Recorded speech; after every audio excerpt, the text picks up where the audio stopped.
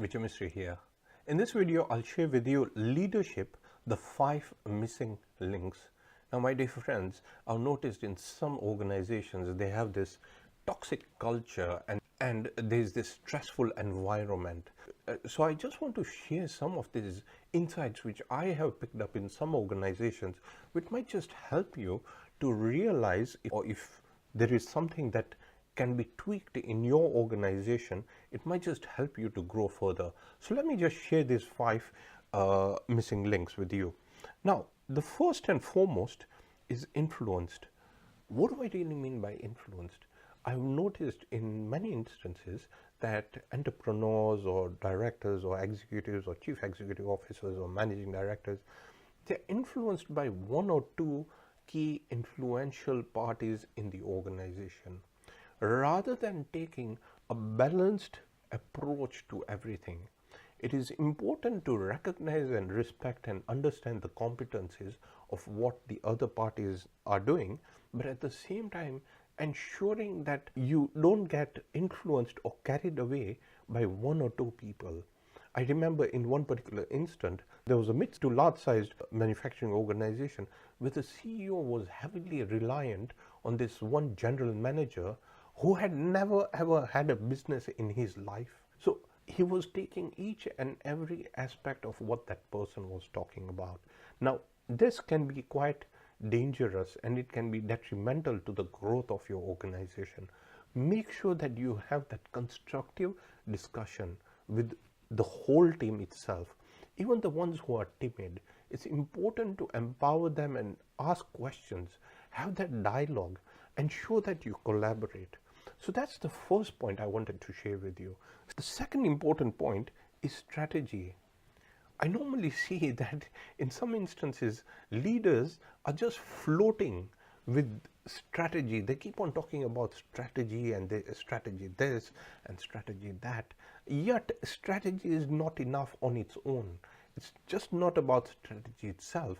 It's about making sure there is this complete understanding and the leveraged priorities in place, and understanding what is happening in the organization as well.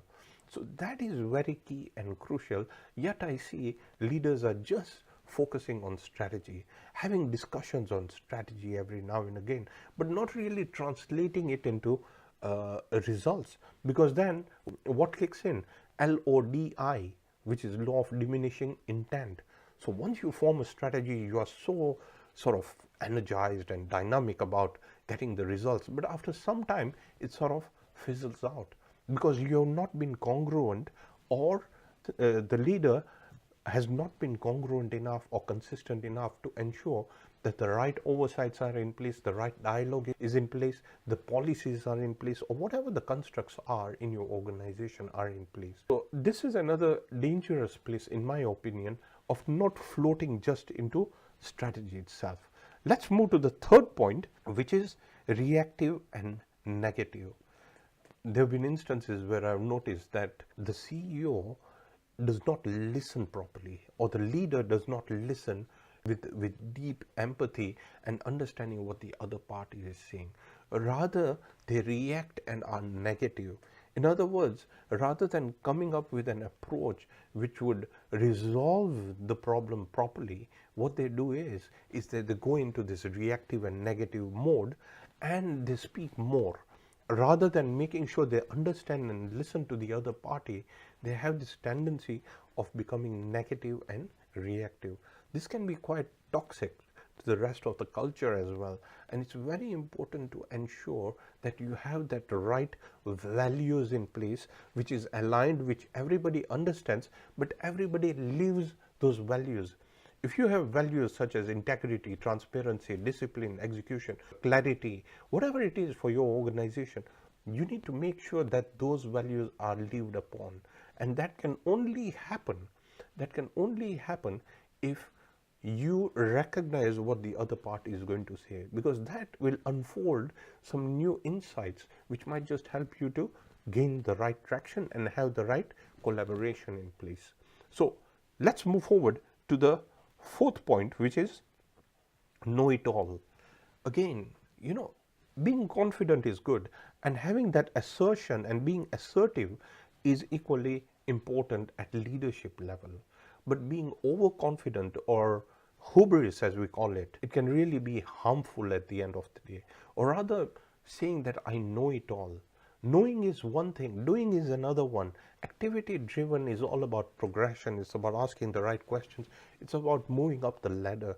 And that can only happen if you have that mindset of ensuring, recognizing and respecting each and every individual that you come across. You should have that level of humbleness. And this is one of the key qualities I believe is missing in many organizations. So this is something, and all my intention here in this particular video is not to sell you something, but it's for you to realize if there is one or two things which you can take from here which can help you to grow. That is my key intention, and that's my key purpose. So be very careful about this know-it-all mindset, because it can be quite harmful in my opinion.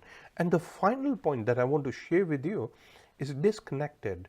What I note is, again, and this goes back to strategy as well, is floating at 50,000 feet, but not really connecting and engaging and having that collaborative consultations with the rest of the people and having a dialogue and asking and finding out how others can be helped in other departments. Having that culture, that winning culture and ownership culture and ownership mindset, rather than having that and just being isolated at the top of the mountain is not going to drive growth. And as they say, that the air you breathe at the top of the mountain becomes heavy. So it's very important to understand that connection is there at all times, and ensure not only connection with the company itself, but with the stakeholders, with everybody else in play. So this is crucial for leadership. I remember in one particular manufacturing organization, they had a lot of clients with them. The 80% of the revenues formed was towards the 20% of the clients, and the CEO was not even calling these clients and connecting properly with them. And what really happened is, slowly the clients started moving elsewhere. So if you do not have this connection, what's going to happen? It could mean erosion of reputation. It could mean erosion of business as well. So you have to be quite careful and see how it can really impact your organization. Be connected with your internal people and your internal resource, your staff, your team members, because that's going to build that bench strength as well.